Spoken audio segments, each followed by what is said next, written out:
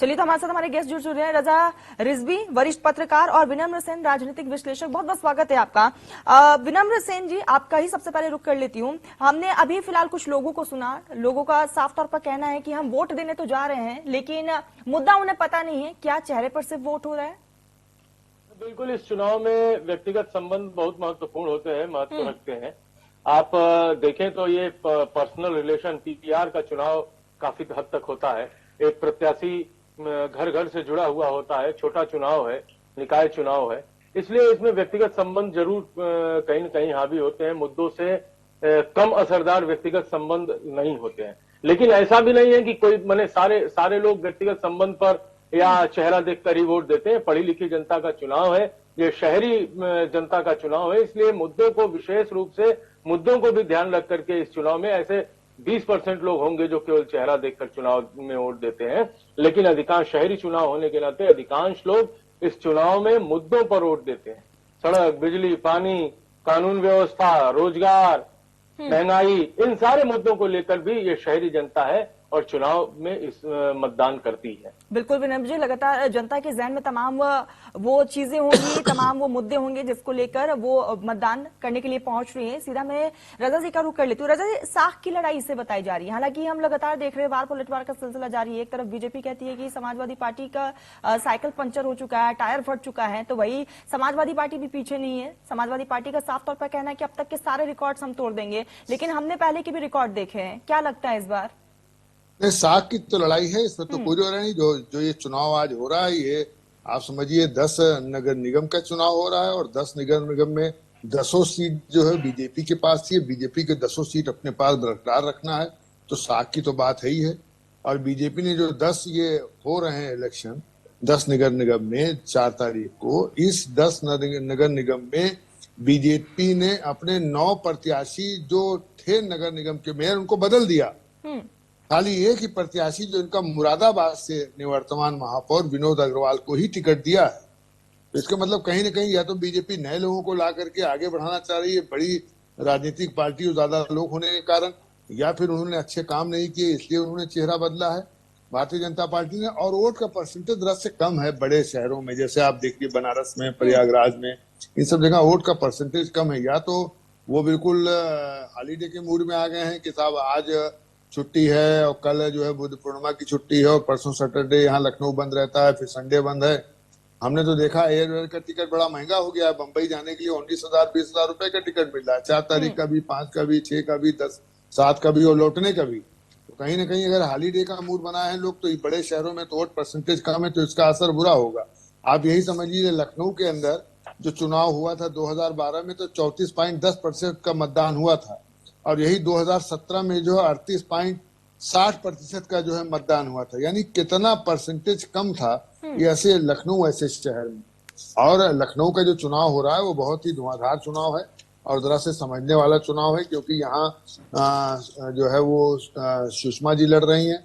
और आप समझिए 62 साल में 19 बार लखनऊ का मेयर का चुनाव हुआ है, जिसमें 13 बार जो है जनसंघ या बीजेपी की सीट रही है इसके अंदर। तो ये जरा से जो है, जबकि आप देखिए अगर 16 जो नगर निगम के मेयर थे, जो 16 अब तो एक जो है वो जुड़ गया है जो है शाहजहांपुर, तो अब तो 17 हो गए हैं। लेकिन 16 के अंदर आप समझिए 14 जो है मेयर भारतीय जनता पार्टी के थे और 2 मेयर जो है वो बहुजन समाज पार्टी के थे, अलीगढ़ और मेरठ से।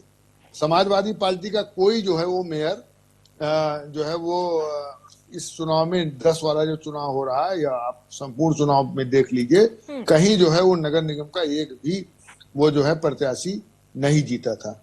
और इस बार आप देखिए बहुजन समाज ने बड़ी चालाकी की है। बहुजन समाज ने आप देखिए 17 में से 11 जो है वो मुस्लिम मेयर को टिकट दे दिया, और समाजवादी पार्टी ने और कांग्रेस ने 4 जो है मुसलमानों को उतारा। भारतीय जनता पार्टी ने एक भी मुसलमान को नहीं उतारा है। लेकिन भारतीय जनता पार्टी ने आपकी मुसलमानों को नगर निगम में तो नहीं उतारा। रजा जी, हम यही समझते हैं, विनम्र जी हम समझेंगे कि विनम्र जी लगातार बीजेपी ने इसमें चेहरे बदले हैं। क्या लगता है कि आने वाले समय में जिस तरीके से बीजेपी ने चेहरे में बदले हैं निकाय चुनाव में, क्या बीजेपी को इसका फायदा होगा या फिर विपक्षी दल को इसका फायदा हो सकता है? निश्चित तौर पर मेरी समझ से भारतीय जनता पार्टी को इसका फायदा मिलेगा, क्योंकि लगातार भारतीय जनता पार्टी, जैसा रिजवी भाई ने भी कहा, कि भारतीय जनता पार्टी लगातार उनका वोट बैंक, शहरों का वोट, पहले तो भारतीय जनता पार्टी शहरों की यानी नगरों की पार्टी कही ही जाती थी, शहरी बस्तियों की पार्टी। तो भारतीय जनता पार्टी पहले से भी मजबूत है शहरों में वोटर के तौर पर, वोट बैंक के तौर पर। लेकिन जब वो प्रत्याशी बदल दिया उन्होंने, तो जो एंटी इनकम्बेंसी स्थानीय सरकार के प्रति यानी नगर निगम के प्रति, नगर निकाय के प्रति जो एंटी इनकम्बेंसी होती है, वो प्रत्याशी बदलने से उस प्रत्याशी के साथ ही चली जाती है और एक नया चेहरा आता है और अपनी नई ऊर्जा और नया तेवर के साथ प्रचार में लगता है और उसको लोग समर्थन देते हैं। तो ये मेरी दृष्टि से देखिए, गुजरात में नरेंद्र मोदी जब 16 साल की सरकार चलाई उन्होंने 20 साल की, तो उसमें वो प्रत्येक बार ये उनका फॉर्मूला है, ये प्रत्येक बार वो ये करते थे कि हर बार विधानसभा में ऐसे विधायक जिनसे थोड़ा भी असंतोष है तो उनका टिकट काट करके नए व्यक्ति को दे देना। तो ये भारतीय जनता पार्टी की पुरानी नीति है कि असंतोष अगर किसी विधायक या किसी एमपी या किसी मेयर से है, लेकिन तो विनम्र जी, अभी भी लोगों में कहीं ना कहीं नाराजगी देखने को मिल रही है। विनम्र जी, नाराजगी वो देखी जा रही है। साफ तौर पर लोगों का कहना है कि विकास नहीं हुआ है उनके शहर में, और इसको लेकर भी हो सकता है कि आने वाले समय में तस्वीरें जो है वो बदल सकती हैं, या फिर ये भी हो सकता है कि बीजेपी को कम सीट इस बार मिले। देखिए, होने को तो कुछ भी हो सकता है। संसार में जब सुनामी आई तो किसी को नहीं पता चला, होने को तो कुछ भी हो सकता है। लेकिन एक बात ये तय मानिए कि भारतीय जनता पार्टी नगर निकाय के चुनाव में बहुत मजबूत स्थिति में है। बहुत कम लोग ऐसा मानते हैं कि भारतीय जनता पार्टी के चुनाव कार्यकाल में विकास नहीं हुआ। विकास आप बताइए, इतनी स्मार्ट सिटीज के तहत इतना शहरों में विकास हो रहा है, जिम लग रही है, नाले बन रहे हैं, सड़क बन रही है, पानी की व्यवस्था हो रही है। तो विकास और कानून व्यवस्था, इस दृष्टि से तो कटघरे में नहीं खड़ा किया जा सकता भारतीय जनता पार्टी को। तो ये कहना है, बहुत कम लोग ऐसा सोचते हैं। अधिकांश लोग भारतीय जनता पार्टी के इस पक्ष में, कोई दूसरा पक्ष आप कहें तो उसमें जरूर ये कहा जा सकता है कि भारतीय जनता पार्टी पीछे छूट गई होगी पीआर के दृष्टि से या और किसी दृष्टि से। लेकिन इस मामले में भारतीय जनता पार्टी विकास के मुद्दे पर मेरे ख्याल से प्रदेश की सरकार के खिलाफ प्रदेश की जनता इस विकास और कानून व्यवस्था, इन दो के मुद्दों पर उनके साथ खड़ी हुई दिखाई पड़ रही है क्षेत्र में। ठीक, विनम्र जी, रजा से बने रहिएगा। इस बीच हमारे एक सहयोगी जुड़ चुके हैं, मनीष हमारे साथ जुड़ चुके हैं। मनीष, वहां पर फिलहाल आप केंद्रों पर किस तरह की हलचलें देख रहे हैं, और जनता के जहन में कौन से वो तमाम मुद्दे हैं जिसको लेकर वो वोट डालने के लिए पहुंच रही है? प्रशासन कितना अलर्ट मोड पर है, ये भी बताइएगा। अभी जो सुबह 9 बजे तक जरूर, अभी जो सुबह 9 बजे तक का जो वोटिंग प्रतिशत आया था वो 7.58 जो है वो प्रतिशत आया है, जो कि अभी हाल मतलब जो पिछले चुनाव की बात करें या फिर टोटल वोटर प्रतिशत की बात करें तो काफी कम है। तो सुबह सुबह यहाँ झांसी में जो कम वोटिंग देखने को मिली, लेकिन अब धीरे धीरे लोग निकल रहे हैं घरों से। मेरे एसपीआई इंटर कॉलेज में हूँ इस समय, और यहाँ पर भी लोगों का अब आना शुरू हुआ है। तो मतलब जो प्रतिशत है, अब जो अगला रुझान जो आएगा प्रतिशत का, तो वो बढ़ के आएगा, क्योंकि अब लोग घर से निकल रहे हैं। बूथों पर अच्छी खासी भीड़ देखने को मिल रही है, लोगों में उत्साह भी है। साथ ही साथ जिस बूथ पर हम इस समय हैं, यहाँ पर सांसद भी वोटिंग कर चुके हैं, विधायक जो है नगर विधायक वो भी वोटिंग कर चुके हैं। तो ये यहाँ का झांसी का जो पूरा ओवरऑल रेशियो निकल के आ रहा है, तो वोटिंग अब जो है अब तेजी पकड़ेगी, और आने वाले 1 से 2 घंटे बाद ये इसका वोट प्रतिशत बहुत अच्छा खासा देखने को मिलेगा। जी मनीष, आपके आसपास कुछ युवा भी नजर आ रहे, कोशिश करिए उनसे बातचीत करिए, कौन कौन से वो तमाम मुद्दे उनके जहन में।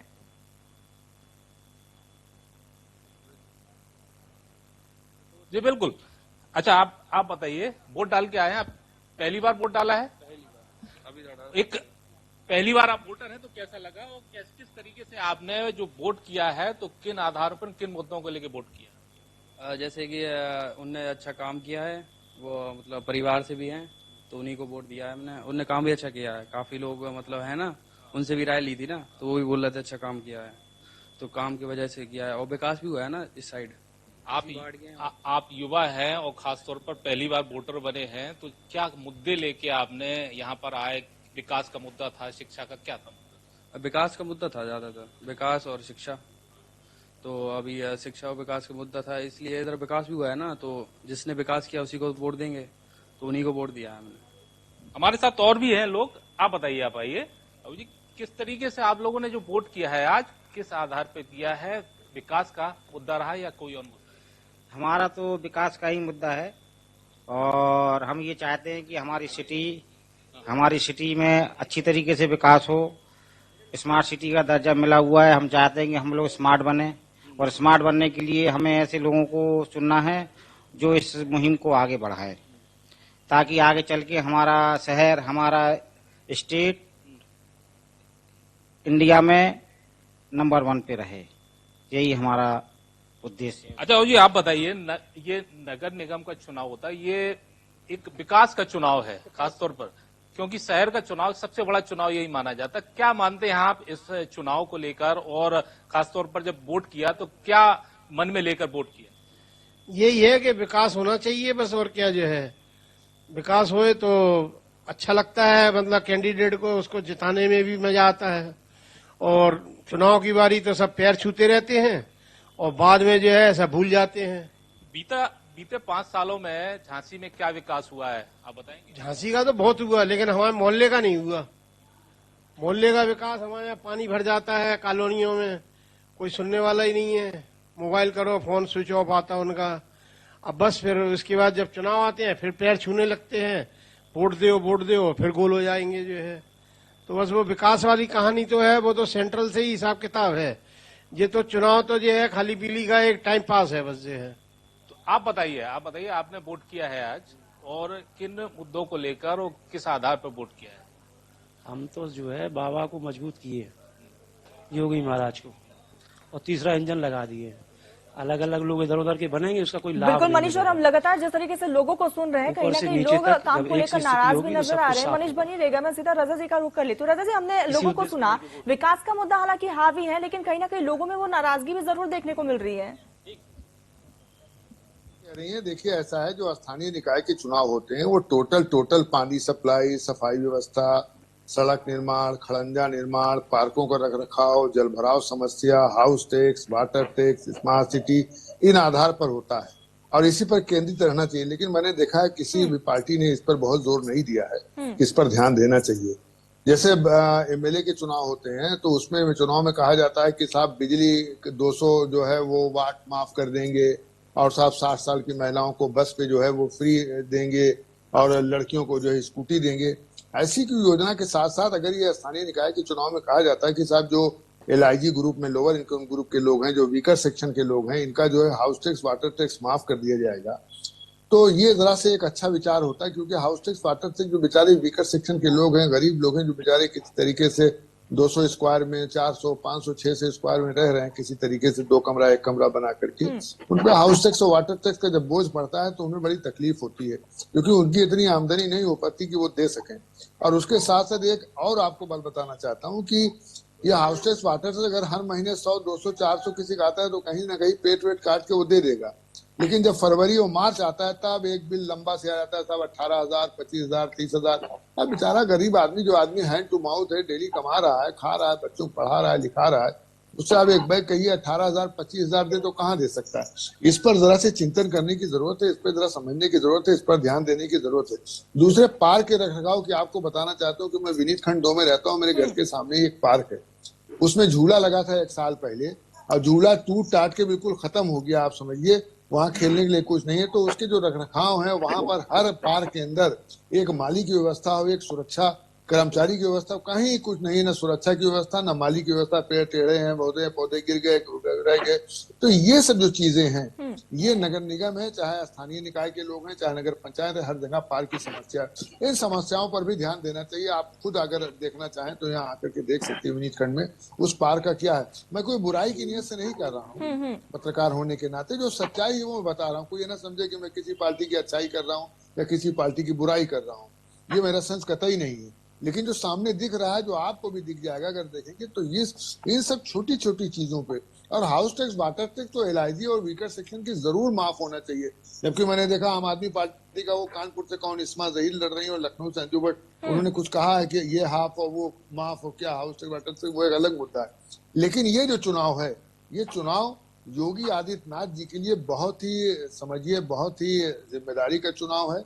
और इसी चुनाव के बाद उनकी प्रतिष्ठा और बढ़ जाएगी, क्योंकि आज का जो चुनाव हो रहा है, जो आज 10 नगर निगम का चुनाव है, ये 10 नगर निगम के मेयर जो है भारतीय जनता पार्टी के हैं, किसी और के नहीं है। तो अब इसमें देखना पड़ेगा कि भारतीय जनता पार्टी के 10 मेयर जो है जीतना चाहिए। अगर एक दो भी कोई बिल्कुल बिल्कुल रजा जी, देखने वाली बात यही होगी कि जनता किस पर भरोसा जाता है। सीधा मैं विनम्र जी का रुख कर लेती हूँ। विनम्र जी, हमने साफ तौर पर देखी है वो तस्वीरें देखी बीजेपी की कि जब प्री प्लानिंग को लेकर बीजेपी अक्सर अपनी जानी जाती है, जमीनी स्तर पर तमाम वो बड़े नेता रहे, क्या विधानसभा क्या लोकसभा क्या निकाय, तीनों को एक तरह ही यहाँ पर ट्रीट किया गया। लेकिन हमने यहाँ पर समाजवादी पार्टी की अगर हम बात कर ले, बहुजन समाज पार्टी की, कहीं ना कहीं वो कोताही जो है उन्होंने रखी है और यही कारण रहा कि देरी से प्रचार प्रसार किया गया। क्या इसका खामियाजा भुगतना पड़ सकता है पार्टी को? लेकिन पार्टी पूरा दावा कर रही है कि रिकॉर्ड्स हम तोड़ेंगे। देखिए, बहुजन समाज पार्टी और समाजवादी पार्टी को इसका निश्चित तौर पर आपकी बात से मैं सहमत हूं कि इसका निश्चित तौर पर खामियाजा उनको भुगतना पड़ेगा।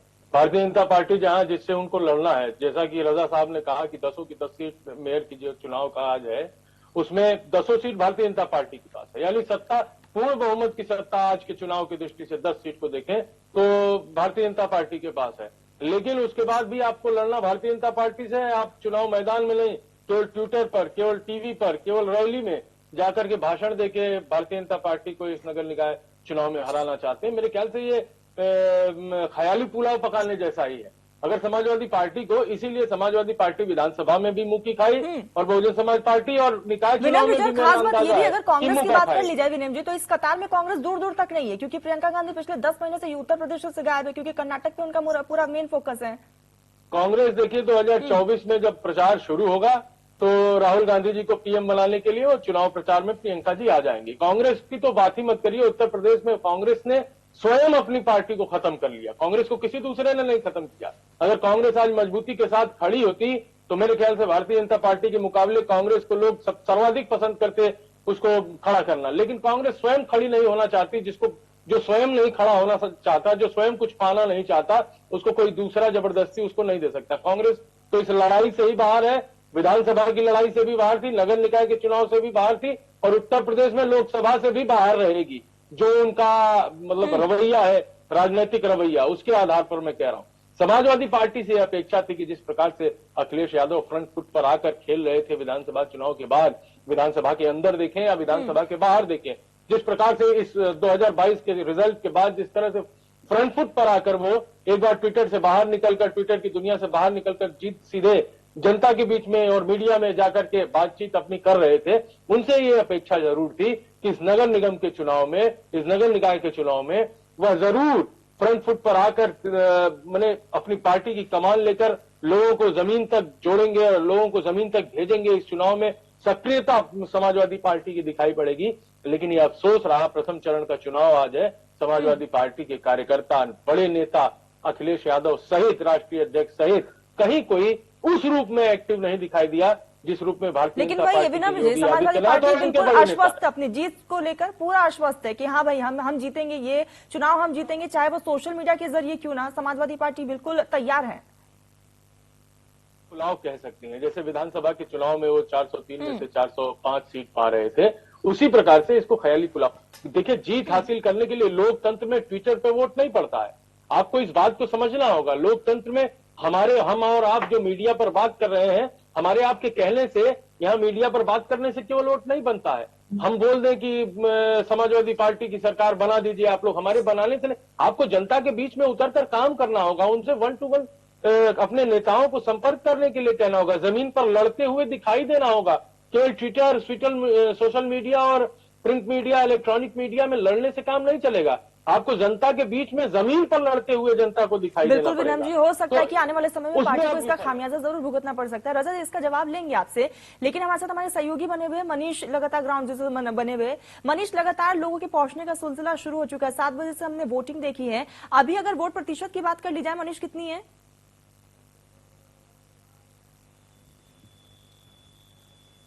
अभी 9 बजे तक का जो जो आंकड़ा आया हुआ है वो 7.58% जो है वो काफी प्रतिशत, ये काफी कम है, क्योंकि सुबह का जो वक्त है कहा जा रहा था और माना जा रहा था कि सुबह के समय वोटर्स जो है घरों से ज्यादा संख्या में निकलेंगे, लेकिन ऐसा हुआ नहीं। और जो 9 बजे तक का जो आंकड़ा आया वो काफी कम है। हाँ, अब जो है बूथों पर ये संख्या जो है वोटरों की बढ़ती जा रही है। लगातार यहाँ पर जो वोटर अब घरों से निकल रहे हैं, इसका एक सीधा कारण भी है कि मौसम यहाँ जो है गर्मी मौसम में कम है। इस वजह से घरों से लोग देर से निकले, आराम से निकले, इसके बाद अब आ रहे हैं और जो बूथों पर जो अच्छी खासी भीड़ देखने को मिल रही है। जी मनीष, आप लगातार ग्राउंड जीरो पर हैं, लोगों के नब्जों को आपने टटोला है। मनीष, क्या लग रहा है, लोग क्या सिर्फ चेहरे पर वोट देने जा रहे हैं या विकास का मुद्दा भी है? क्योंकि लोगों को हमने देखा वो परेशान हो रहे हैं, और किस तरीके से रुझान जो है वो जनता का वो आप देख पा रहे हैं, वहां पर सुन पा रहे हैं।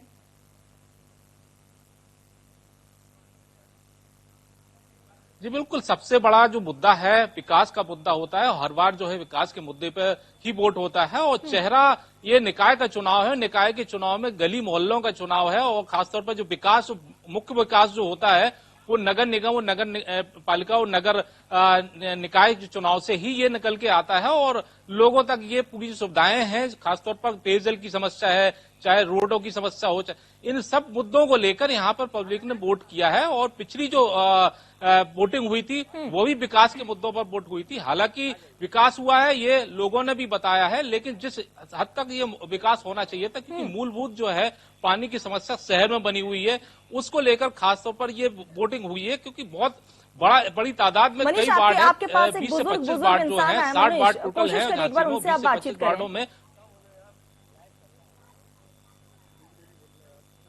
जी बिल्कुल, आप बताइए जी, आपने तो काफी विकास देखा होगा, कई इलेक्शन में वोट भी किया होगा, किस तरीके से ये चुनाव रहा और खासतौर पर किन आधारों पर आप लोगों ने वोट किया?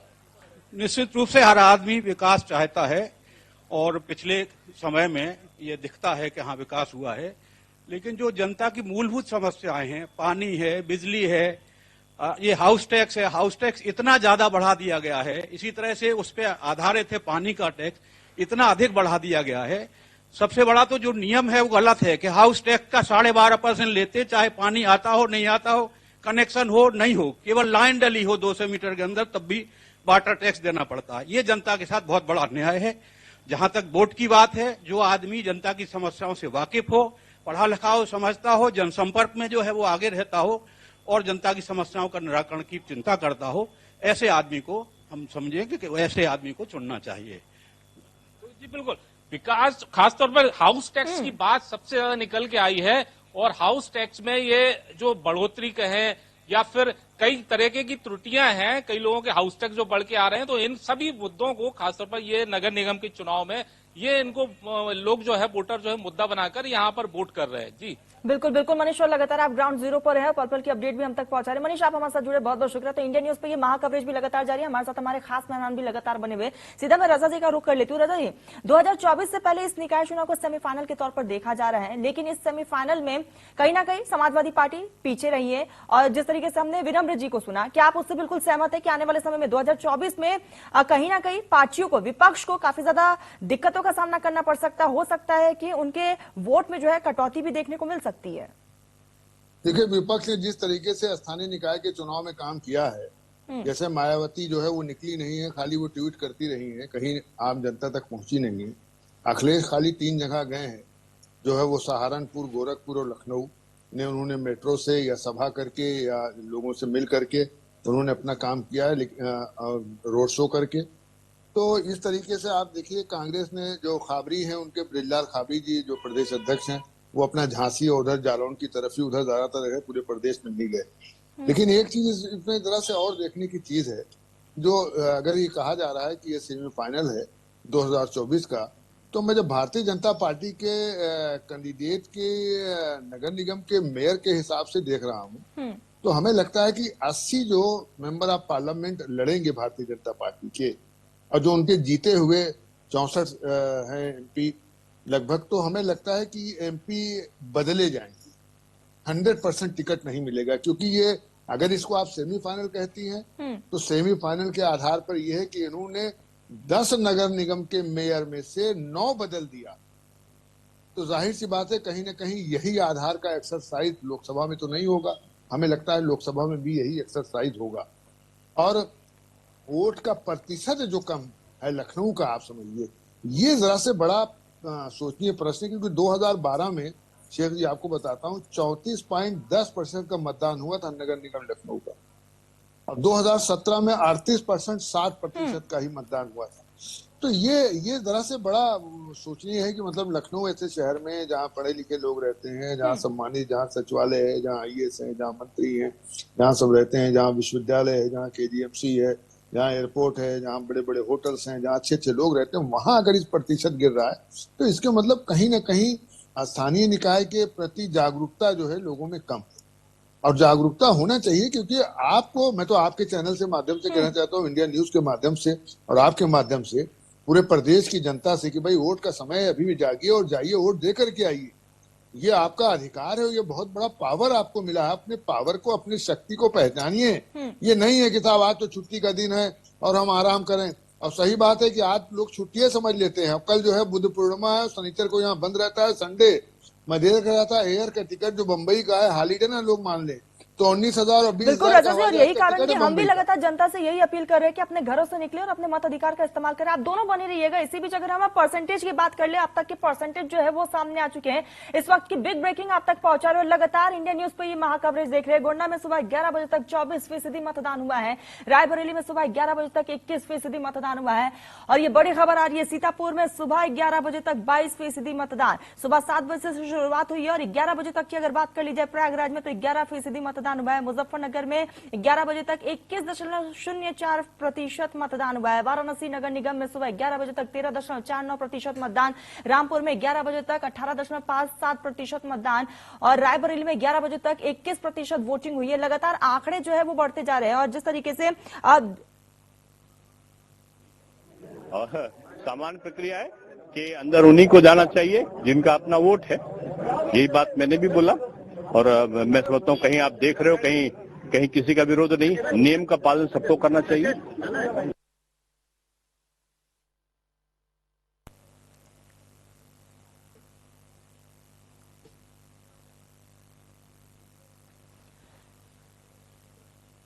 तो ग्राउंड जीरो से हमारे सहयोगी रवि जुड़ चुके हैं। और रवि, फिलहाल आप कहां पर हैं और वहां पर किस तरह की व्यवस्था है? वोट प्रतिशत अभी तक के क्या है वहां के? सुबह से ही मतदान हो रहा है। पहले लोगों से बातचीत कर ले जिन्होंने वोट डाला।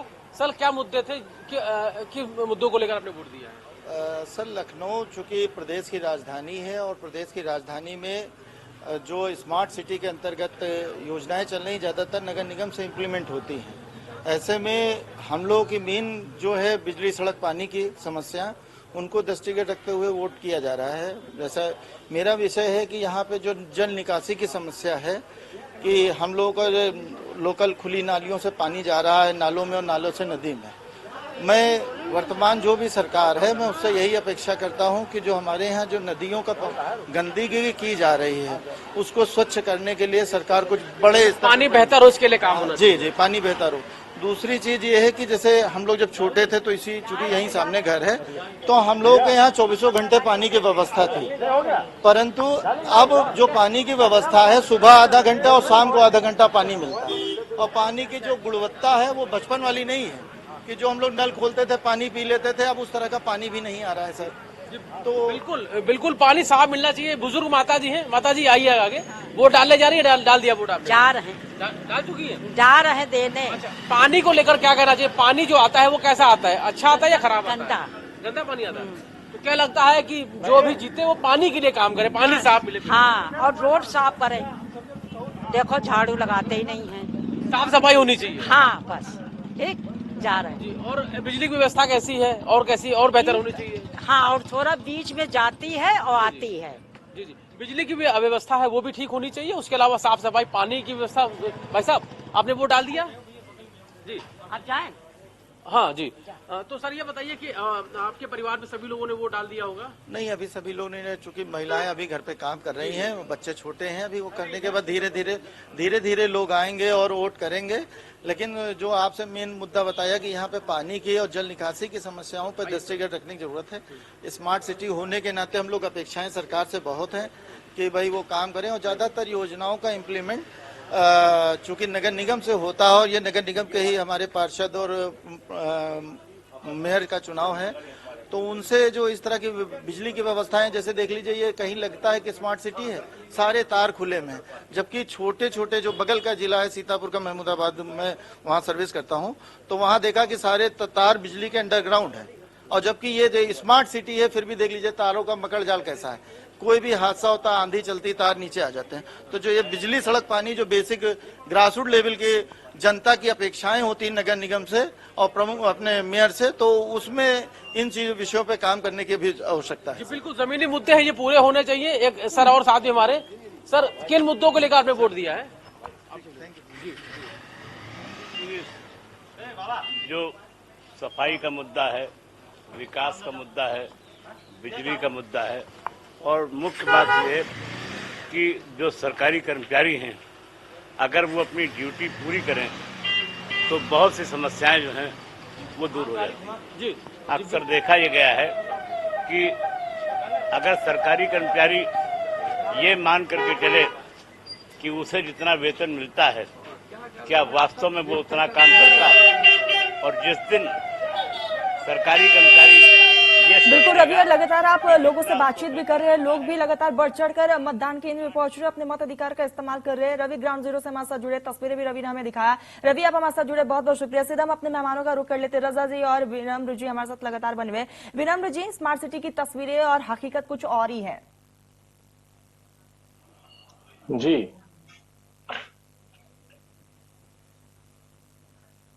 हाँ बताएं मैडम। विनम्र जी, जिस तरीके से जमीनी स्तर पर काम होना चाहिए वो काम नहीं हुआ है। स्मार्ट सिटी कहा जाता है, लेकिन जमीनी स्तर पर हकीकत कुछ और नजर आ रही है और लोगों में वो नाराजगी भी है। देखिए, निश्चित तौर पर कुछ न कुछ असंतोष तो होगा ही, और स्मार्ट सिटी का जो विजन था भारत सरकार का और राज्य सरकार का, वो निश्चित तौर पर पूरा होता हुआ नहीं दिखाई पड़ रहा है। लेकिन स्लो है, थोड़ा गति स्लो है, लेकिन निश्चित तौर पर पहले स्मार्ट सिटी जिस विजन के साथ आई थी, उस विजन के साथ अभी पूरे उस विजन को दिखा नहीं पाई है, ये जरूर है। लेकिन पहले के मुकाबले विकास तो हुआ ही है, विकास की रफ्तार तो बढ़ी ही है शहरों में। आप देखिए, झांसी जहां का दिखा रहे थे, झांसी में पहले शहर कैसा था और आज शहर कैसा है।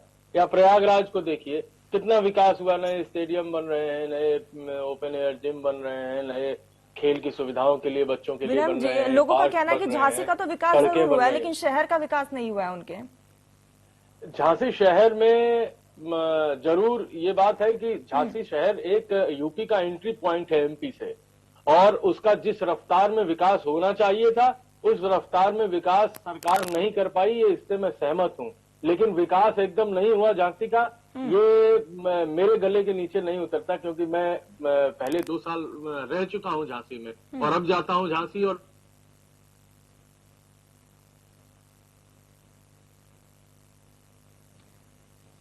चलिए, तो तकनीकी खामी की वजह से विनम्र जी की आवाज नहीं मिल पा रही हम तक। रजा जी का सीधा मैं रुख कर लूंगी।